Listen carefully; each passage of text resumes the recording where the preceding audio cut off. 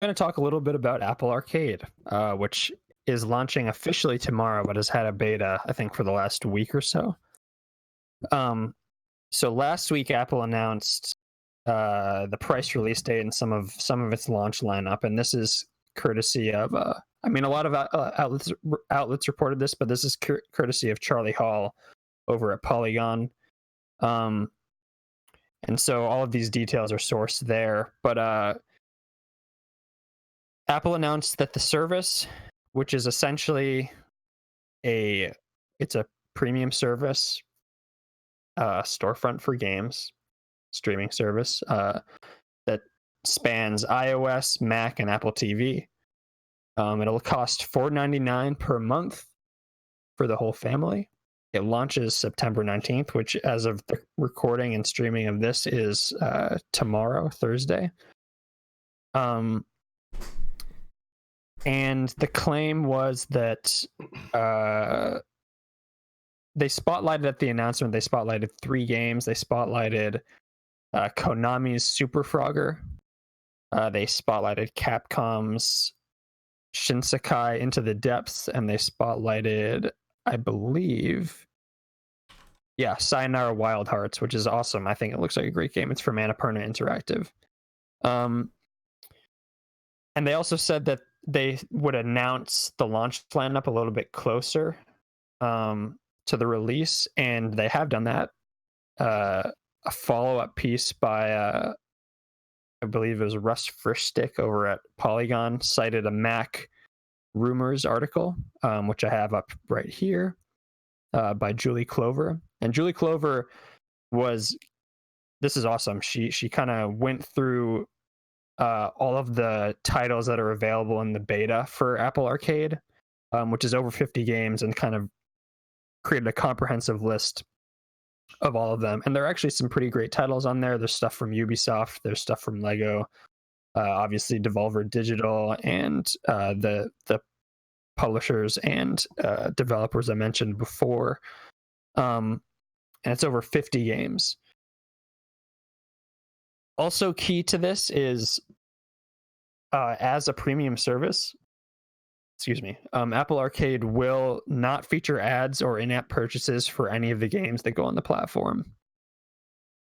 And I think that's probably one of the most key parts to Apple's service, and something I'm sure we'll be talking about, because I think we've been talking at length, and Larry has been kind of spearheading this conversation around mobile gaming.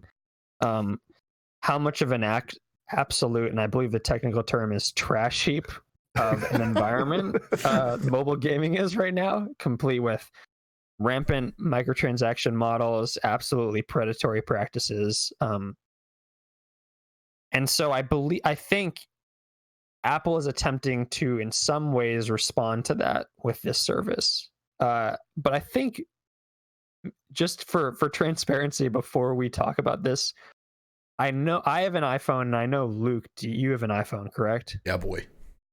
Larry, do you have an iPhone? Hell no. Google owns my soul. How? That is a no. Just curious, because I think it's good to get that out of the way first, because I do want to talk about first who we think this service is for. Obviously, other than Mac, Apple TV users, people in the Apple army. Who is this for, and who do you think this will benefit the most, I guess? I honestly think this service is basically for everybody. I mean, the price point is so competitive, and the first month is free, so you can sign up and just try it. Everybody loves it. Look, almost everybody loves some kind of game, you know. There's probably something on this list that's going to appeal to you, and sub for a month for free, and then realize the at least volume of games that you're being given with this service. I imagine there's going to be a pretty high retention rate for this. Not to mention that it's just a fucking disaster to try to get into your settings and figure out where your recurring subscriptions are on your iPhone to cancel it. But $5, I mean, look, I'm gonna sign up for this and probably just keep it, no doubt. And I'm not a huge phone gamer, except for me being so addicted to Gears Pop that I forced myself to delete it in order to reclaim some productivity in my life. But $5 for me to just be able to like jump in, jump out of games, I don't know. I think that's a steal. Yeah, I think it's for everybody as well. And I just think the people who are open to playing games in recent years, that demographic has just expanded so much. I think Fortnite did a lot for that. Just among youth group kids that I work with, I noticed kids playing that game who were not into games prior to that. And a lot of them were playing it on they were playing that, or there was a PUBG knockoff that was popular with a lot of my kids on mobile, and a lot of them are like they're packing it around playing it on their phones. So I think this is a great time to try something like this out. I think if people are looking for distraction, looking for games on their phones, it's so hard to find good ones right now. So yeah, I think there's definitely a big audience for this. Yeah, I also think the $5.99, or not the $5.99, the $4.99 price model for the whole family is key to, I think, what they're going for. This is a great option for parents if they're afraid of predatory practices for their kids, which is all over the place in most mobile gaming. It's essentially, I mean, it is a streaming service in essence. Just it's highly curated. It's highly focused on quality, although there is quantity as well.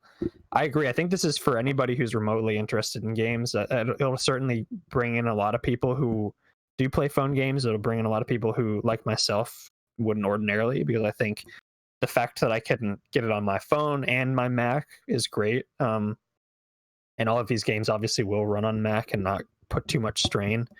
Yeah, I think it's great for gamers. I think it's great for, hopefully, I believe it will be great for developers, especially premium mobile developers who can't really compete when everybody's racing for the bottom on the normal mobile market. I don't see why someone like Annapurna Interactive would not go on this. They who has like a pedigree of great mobile titles they don't kind of have a monetization model. They're more straightforward, linear, and single player, narrative driven. It seems like kind of a win-win for a lot of people. Well, it's almost a forcing of the hand too. I mean, for those people, because you think about the price point of a lot of these like pay once single player mobile experiences, you're talking $2.99, $3.99, $4.99. So if you're being approached by Apple saying, "Hey, come onto this service," it's like, well, shit, why wouldn't I? Because you get all of these games for this price per month that you would pay one time just to be able to play my game that is only going to last a few hours at most, probably. And for the most part, mobile gamers have shown such a hesitancy to actually outright purchase games. That's why these predatory monetization practices have flourished, because so few people will buy a game. But we're at this point in our culture where we're used to paying for a streaming service at this point. We're conditioned, we're ready for it, it makes sense. It's low risk. I've got 50 games to try out, and I'm bound to like one of them. So yeah, I think this is great. Yeah. Do you think that our familiarity and willingness to pay for streaming services overpowers or kind of counteracts most people's lack of willingness to pay for games on their phone? Well, you tell me, hey, pay $4.99 to get 80 of literally anything, I'm probably going to do it. Yeah. So I think that overpowers it. Yeah. Yeah. Because I think there is, especially on mobile, there's a mentality that we don't want to pay for stuff. And obviously Apple is working counter to that, although you're paying for a service, you're not paying for the games, which I think is key. And it's not surprising to me that Apple's the one doing this. Google's because also exploring an option to keep that in mind. yeah, but the music market hit this point years ago. Like so many people weren't paying for music anymore because they could just pirate it, and Apple came in and offered a simple solution, like a simple way to pay and get music, and boom, it took off. So this just makes sense in so many ways. It does. Apple's kind of doing what they've always done, which is, I guess, kind of streamlining things in a lot of ways. I am curious, and I guess the heft of this discussion, I want to talk about what Apple Arcade means at large for the mobile games market. We've sort of touched on this. The current state of the mobile games market is pretty atrocious in a lot of ways. Do you see this as, obviously they're not covering every single person with a phone here? A lot of people obviously have iPhones, but there are people like Larry and many of my friends who are not part of the Apple army. And Google is working on a solution for people who have Google phones. But how do you think, what kind of impact do you guys think this will have on the mobile games market? Obviously, I think there will still be those developers that are racing to the bottom. And I think that market will certainly still exist. But I think having this as an option for a lot of developers is super enticing. And for a lot of people in general is super enticing. Yeah, and I think it incentivizes developers to create games of quality that catch the eye of the curators from this service, to hopefully have them come and say, hey, we want your game to be a part of it. I mean, you just look at some of the stories coming out of engagement from Xbox Game Pass for some smaller games. And, there's a lot of studios coming out that are saying, like, we didn't even realize how many people would play our game just because we're a part of Xbox Game Pass. I imagine that same truth is going to translate over to a service like this on mobile, where people who would regularly expect X amount are going to get X amount to the whatever power because they're just a part of this service. And and I don't know how payment works from Apple to the developers, if it's based off of like, hey, here's an initial lump sum and then you get X amount per engagement. But I imagine this is going to be a kind of prize at the end of the run for a lot of games, and that's the goal that a lot of mobile developers are going to be running towards, is can we create a game that's good enough to be on this platform? And I think that's going to change it. Obviously, we're still going to get people who are like, all right, log in for the next 7 days for all your rewards and flashing lights and slot machines and shit. But I'm hoping that we get to see more, not just more quality, because there are quality mobile experiences that exist already, but more eyes on quality mobile experiences to legitimize that more as a platform than it probably has been in the past. Yeah, I think that the quality is going to be the biggest impact on the mobile games market. This provides an avenue by which you could have somewhat reliable monetization of a game. It's currently risky to release a game and expect to be paid for it outright. And that's why so many of these games have these practices. But when you create that environment where I can put a game out there, I can expect to get paid for it, you eliminate those practices, and then the developers can spend more time focusing on what makes a good game and less time trying to hook whales. Now, the broader mobile market is still going to be a dumpster fire. And I expect that we'll still continue to see a lot of like big name franchises enter the mobile gaming space in the other way, because it's a quick way to make money. Like, that's for most of this era of EA owning the licensing to Star Wars. That's what they've used. It's, let's just pump some mobile games out to monetize them. So I expect to see a lot of that kind of stuff. But this is the first time that I think I've ever been optimistic that we might see some really cool original experiences popping up on mobile games markets in any kind of number. Yeah, I think it'll be interesting to see some developers and some of the first developers to start to dip their toes into this now that there is kind of a certain amount of quality control, or there's a certain amount of curation that comes with it. I think it's possible to compare it to Netflix in a way, in that I think more and more big name directors are seeing the viability of what putting your movie on Netflix actually means. Like Martin Scorsese is literally releasing a Netflix movie this year. Alfonso Cuarón released one last year. You're seeing a lot of, because it just gets it out in front of a lot of people, and you're not worried about, oh, if it doesn't hit this number, then it's kind of considered a failure. And I think, especially for someone like I mentioned, Annapurna Interactive and some other developers, including that game company who released a mobile game, and I haven't heard head nor tail of it since it came out. I actually didn't even know it came out. I went to look up what they were up to the other day on Wikipedia, and I saw that they had released a game, and I had no idea.